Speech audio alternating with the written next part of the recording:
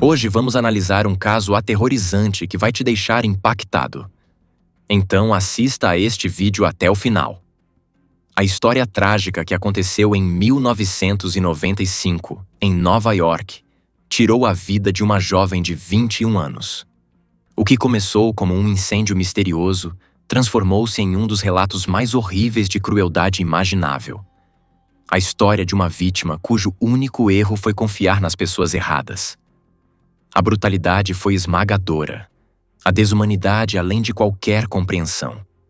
Não se tratava de um ato aleatório de violência. Foi algo friamente calculado, meticulosamente executado e movido por motivos mais sombrios do que qualquer um poderia ter antecipado. À medida que a investigação se aprofundava, as revelações tornavam-se ainda mais perturbadoras. Todas as pistas apontavam para alguém em quem ela deveria ter podido confiar. Alguém que conhecia sua vida o suficiente para destruí-la. Nesta história, não havia estranhos, apenas cúmplices unidos por culpa e segredos compartilhados. As circunstâncias que cercaram seu desaparecimento e as pessoas envolvidas revelaram uma narrativa arrepiante de traição e violência. Queridos espectadores, temos as melhores histórias de crimes aqui no nosso canal. Para não perder nenhuma, inscrevam-se e, por favor, deixem um like no vídeo.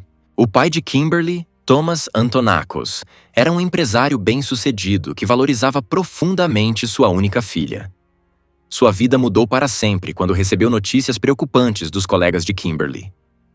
No dia 1º de março de 1995, Kimberly, uma funcionária pontual e confiável, não compareceu ao trabalho.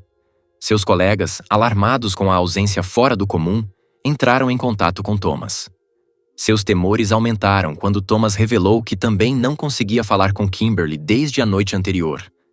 Sua preocupação se intensificou à medida que ele tentava ligar repetidamente para o celular que havia lhe presenteado, um aparelho raro e caro na época, mas não obtinha resposta. Movido por um crescente pressentimento, Thomas entrou em contato com os amigos de Kimberly, mas nenhum deles a tinha visto desde que ela deixou uma festa nas primeiras horas do dia 1º de março.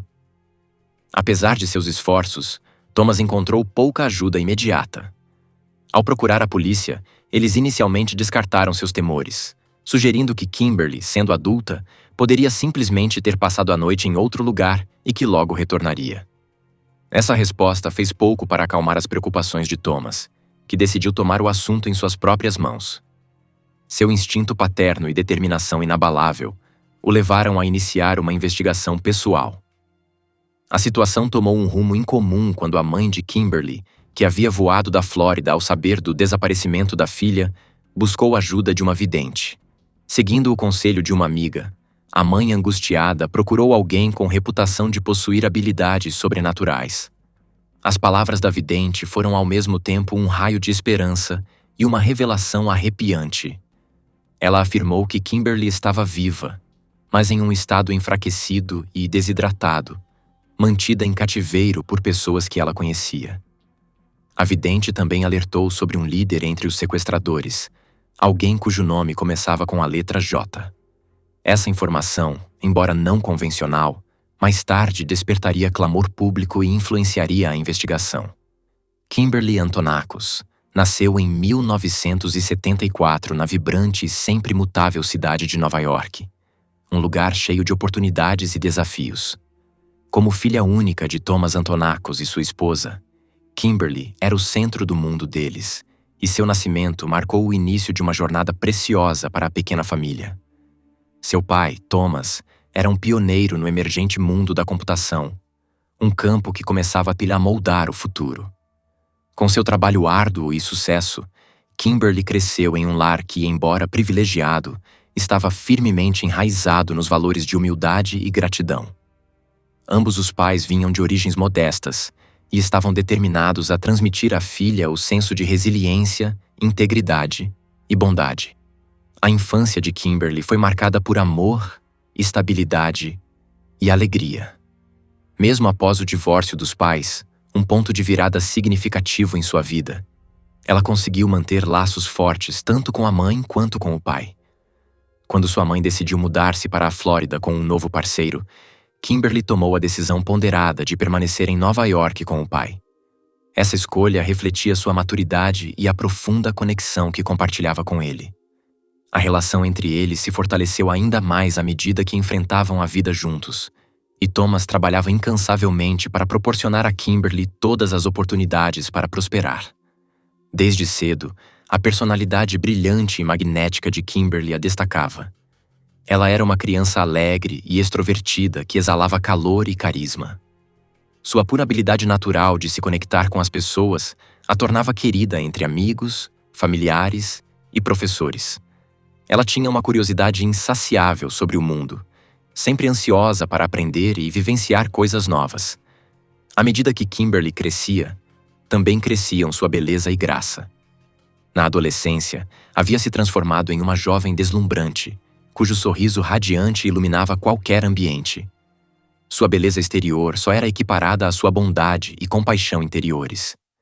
Kimberly possuía um senso de humor afiado e espirituoso que podia fazer qualquer pessoa rir, e sua risada contagiante se tornou uma de suas qualidades mais marcantes.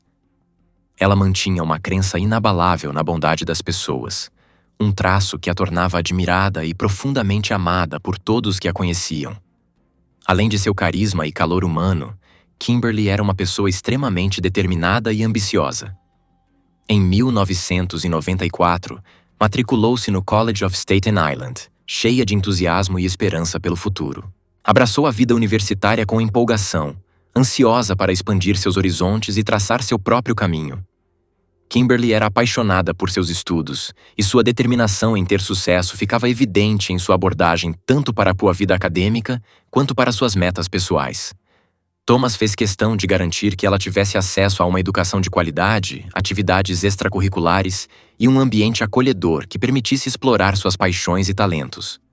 Algum tempo depois, Kimberly informou ao pai sobre uma decisão que considerava um passo natural em sua vida.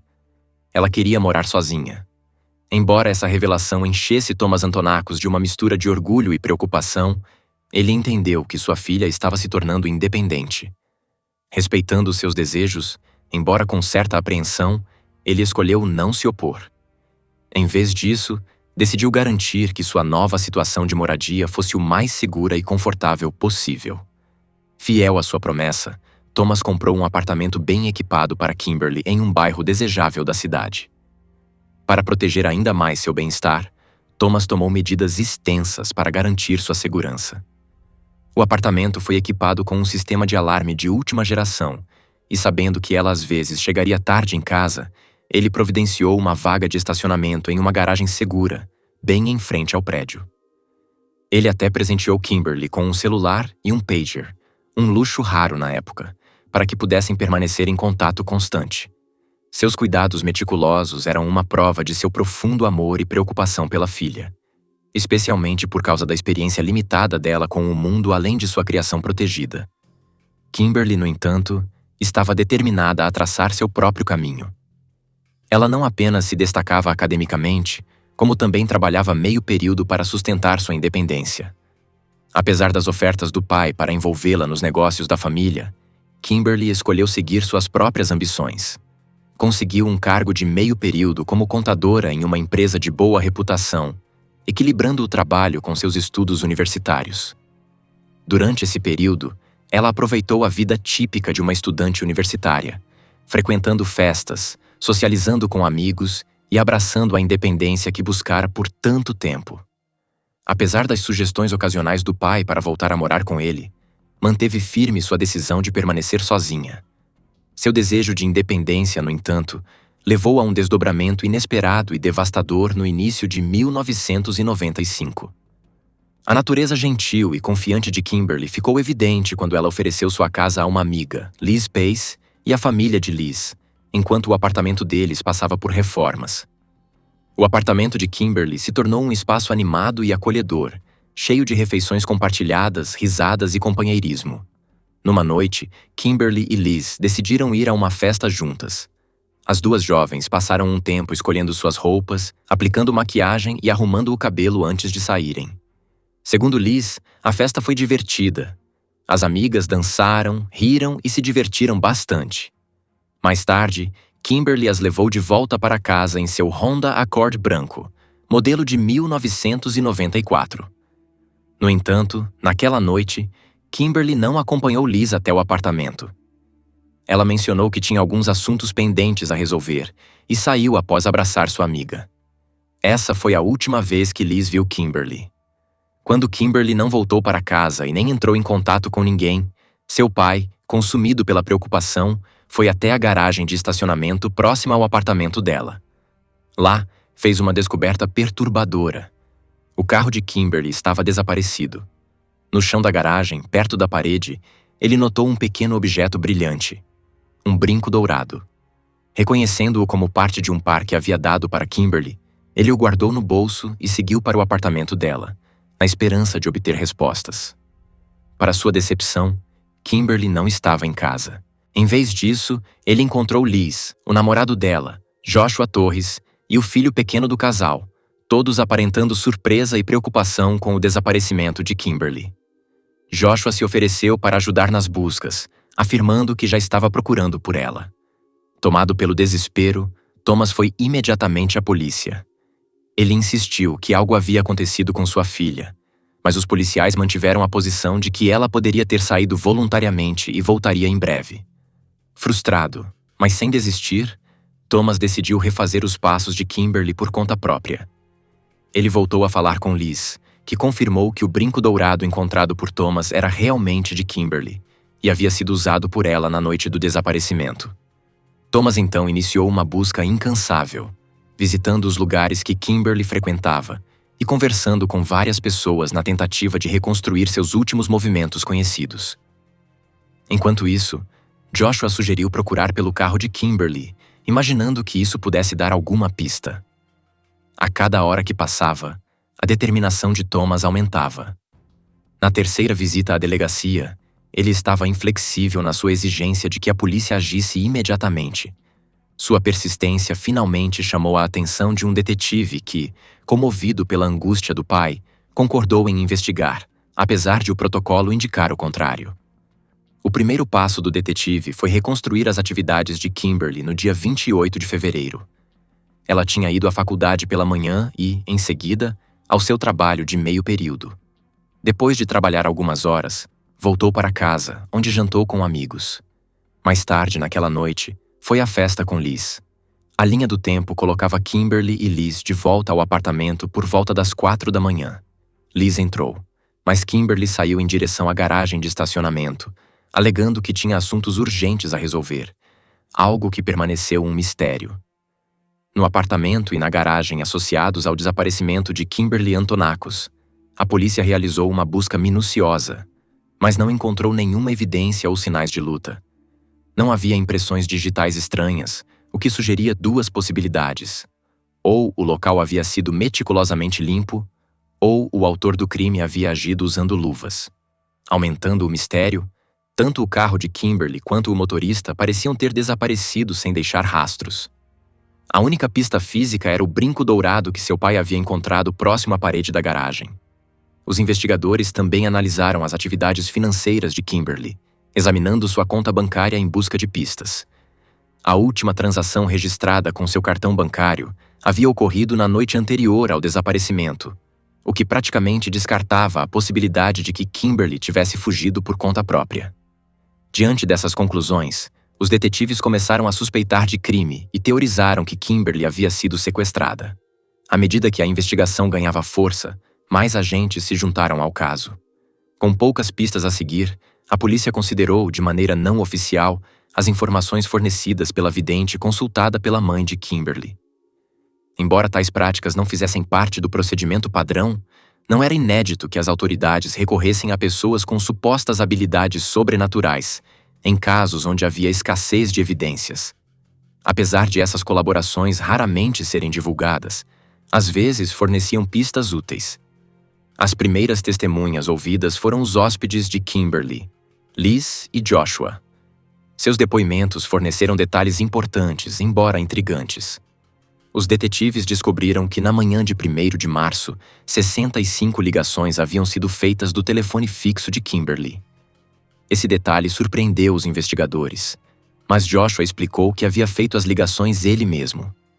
Ele afirmou que estava tentando entrar em contato com amigos e conhecidos para saber por que Kimberly não tinha voltado para casa na noite anterior.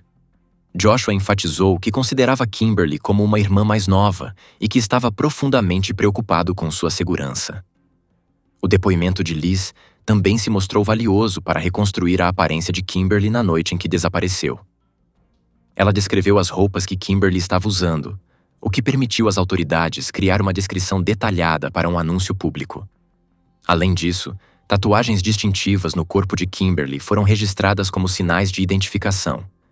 Uma tatuagem representando seu signo do zodíaco era um escorpião.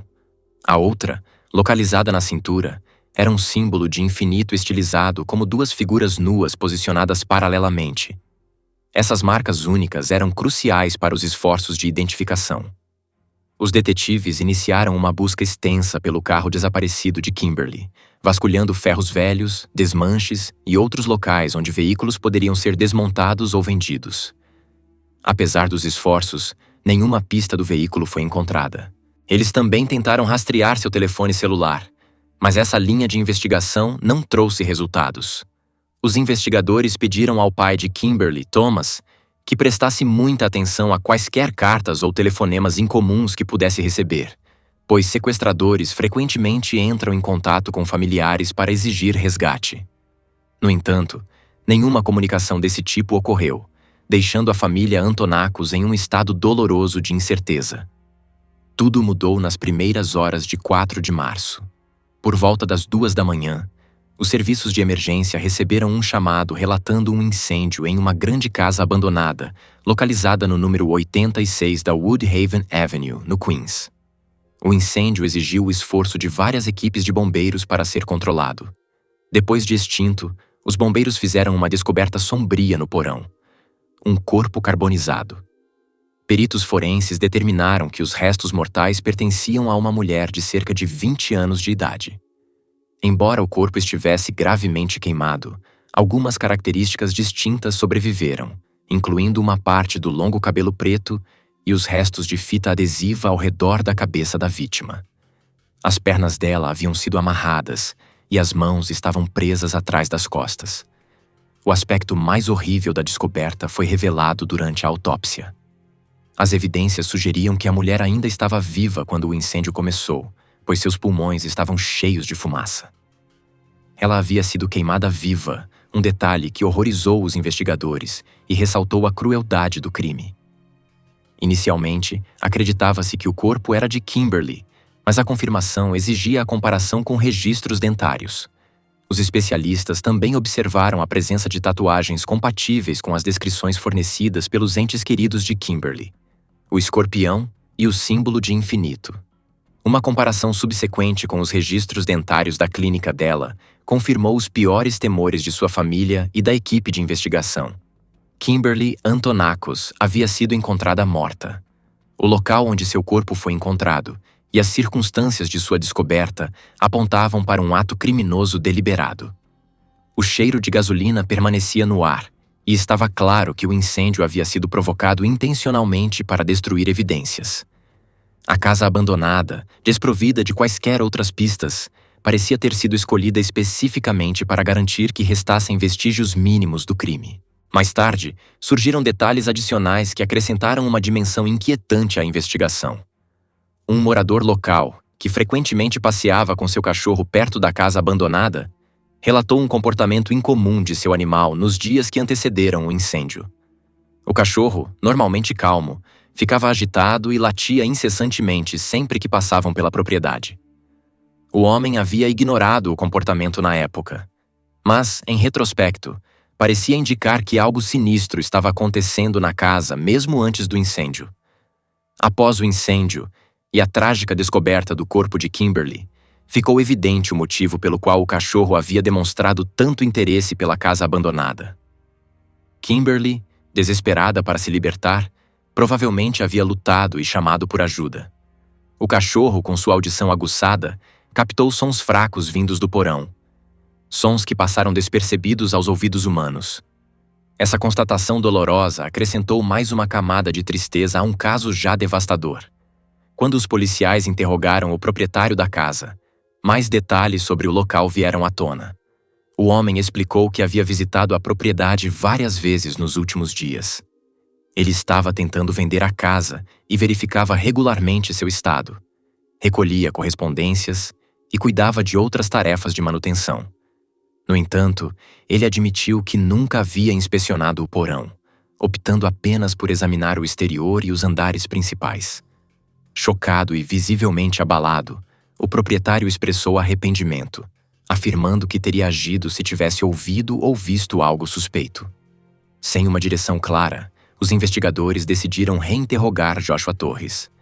Desde o início, havia algo inquietante nele, e o fato de seu nome começar com a letra J coincidia com a declaração anterior da vidente.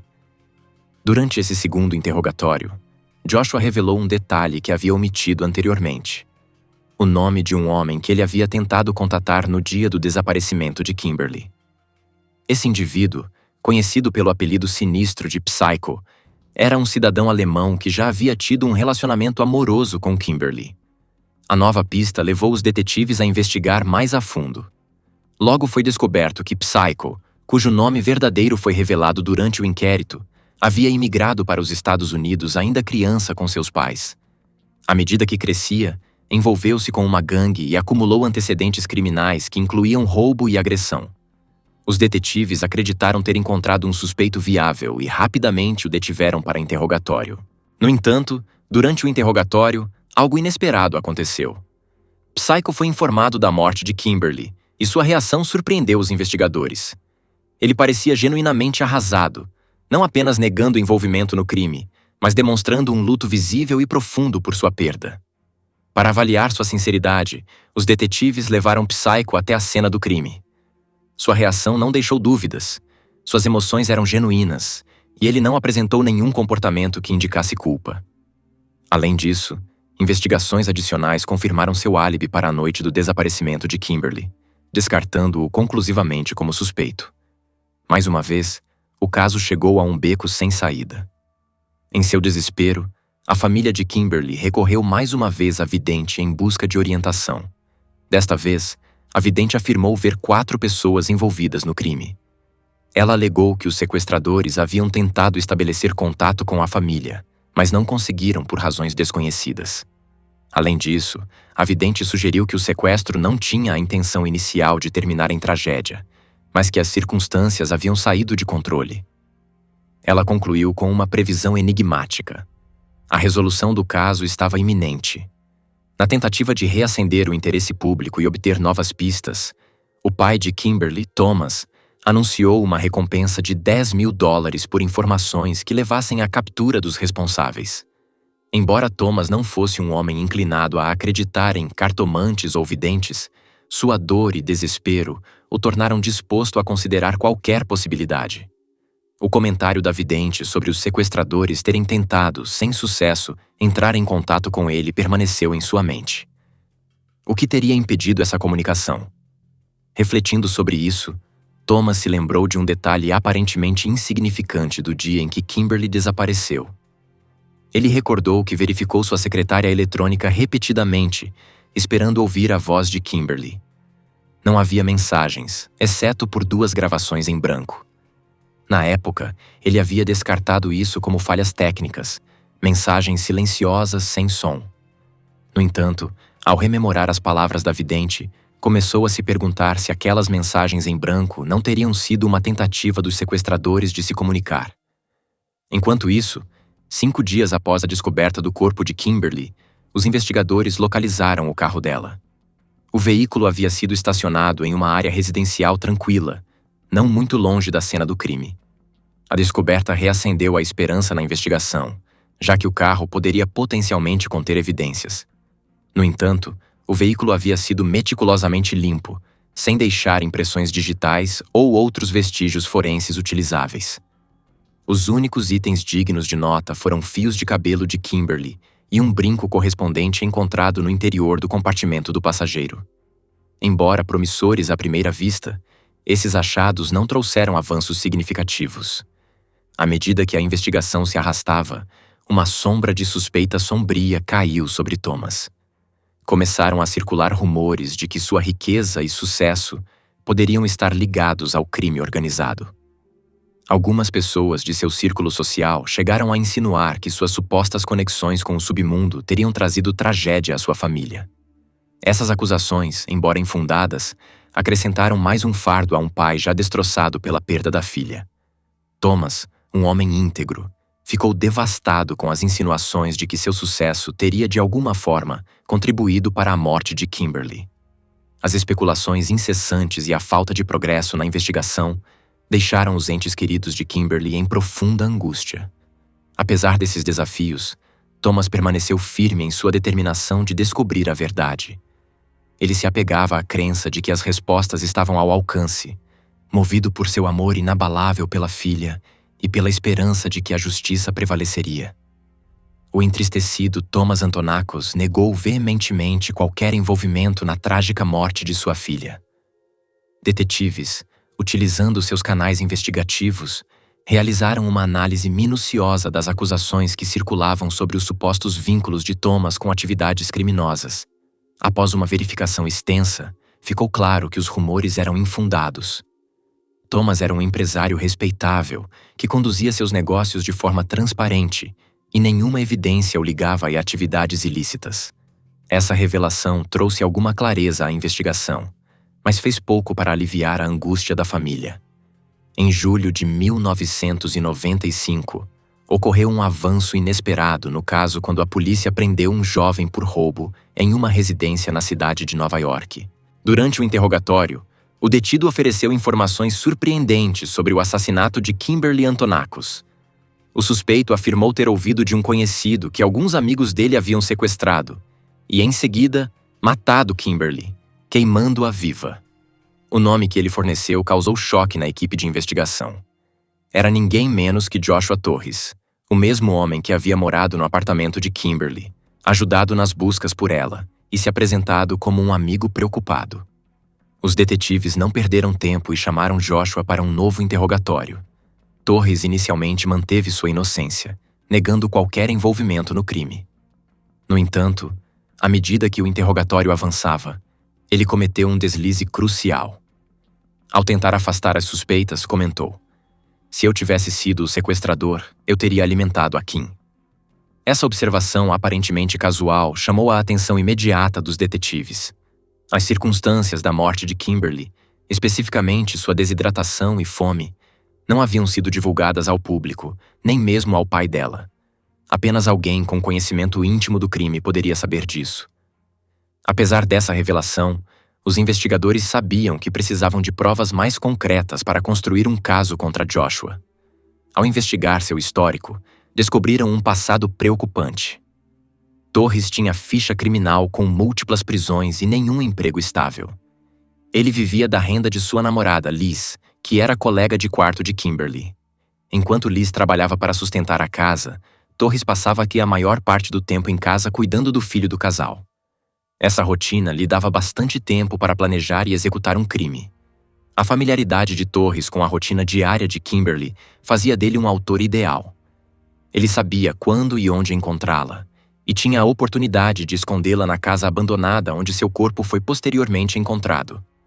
No entanto, uma questão crítica permanecia sem resposta. Por que ele não exigiu um resgate? Os investigadores levantaram a hipótese de que algo havia dado errado durante o sequestro, levando Torres e seus cúmplices a abandonar o plano original e se desfazer de Kimberly de maneira brutal. À medida que os detetives aprofundavam a investigação, analisaram as ligações telefônicas que Torres fez na manhã de 1º de março. Ao contrário de suas alegações anteriores, essas ligações não eram para contatos de Kimberly.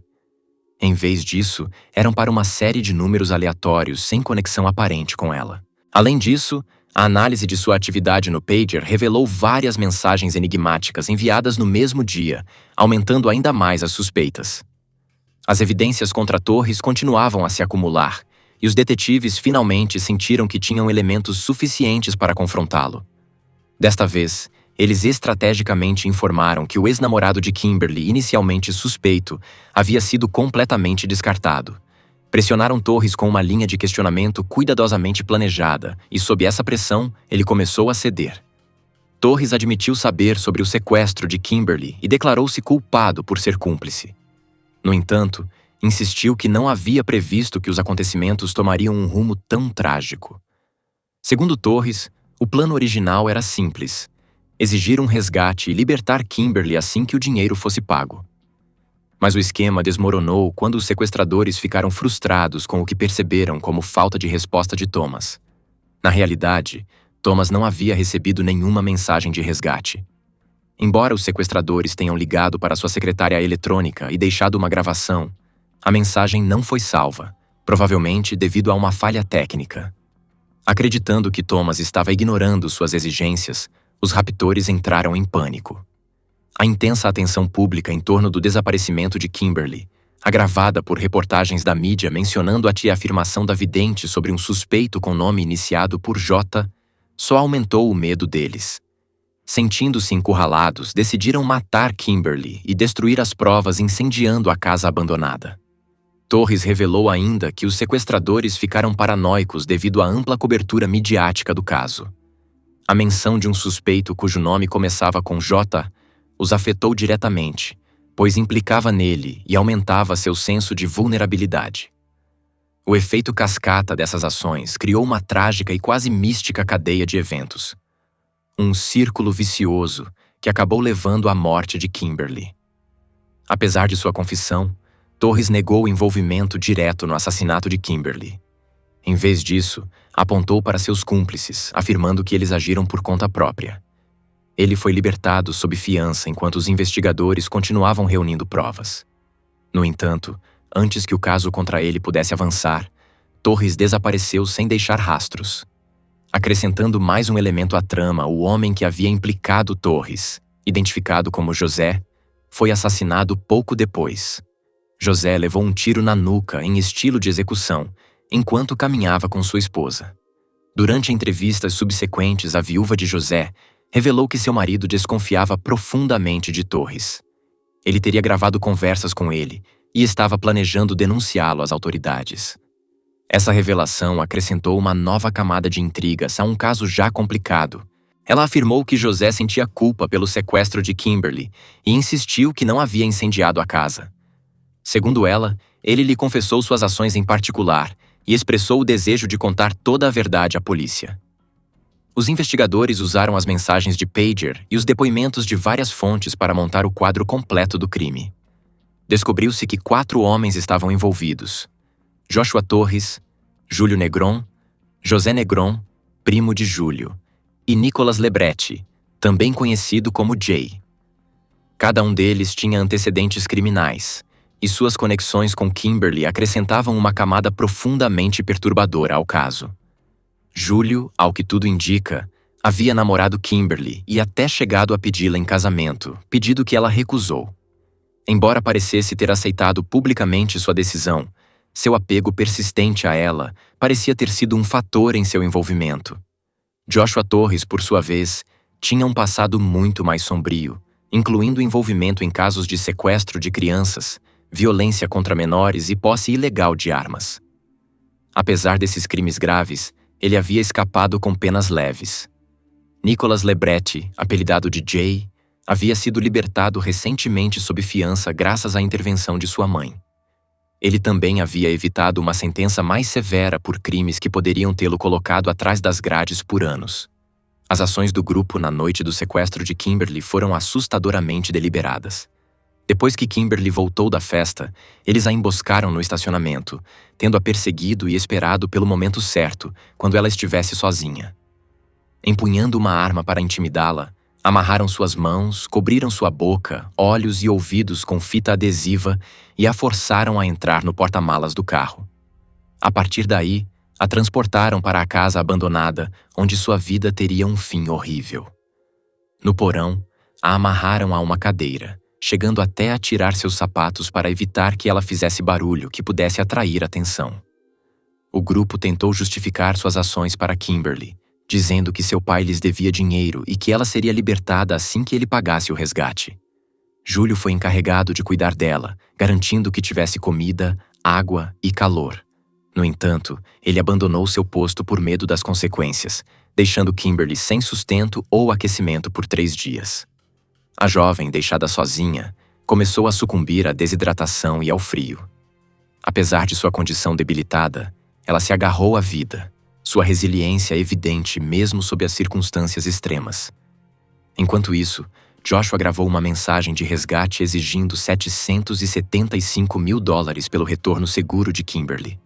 Ele deixou 2 mensagens na secretária eletrônica de Thomas Antonakos, mas, devido a problemas técnicos, as gravações ficaram em branco.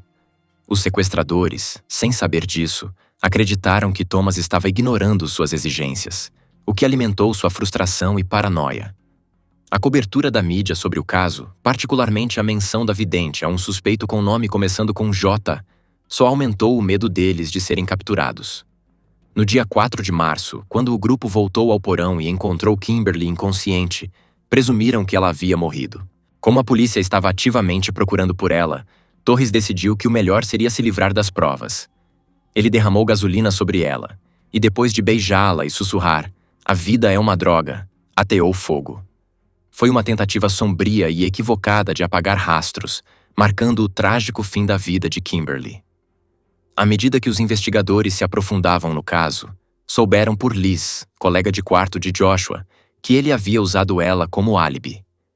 Liz inicialmente alegou não estar ciente de seu envolvimento, mas seu depoimento posterior revelou que Joshua havia confessado tudo a ela. Após a confissão, ele a agrediu fisicamente, ameaçou sua vida e eventualmente fugiu. Apesar de seus esforços para intimidá-la ao silêncio, Liz cooperou com as autoridades e forneceu um depoimento condenatório contra ele durante o julgamento. A investigação também ligou Joshua ao assassinato de José Negron, que o havia acusado de orquestrar o sequestro de Kimberly. José foi morto com um tiro na nuca, execução típica, enquanto caminhava com sua esposa.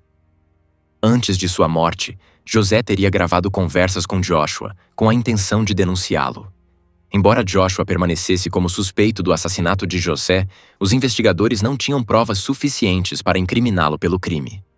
A prisão de Joshua marcou um ponto de virada no caso. Confrontado com as provas contra si, ele tentou transferir a culpa para seus cúmplices.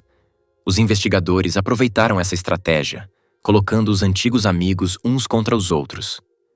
Júlio acabou decidindo cooperar com as autoridades, fornecendo um testemunho crucial que levou à condenação de Joshua.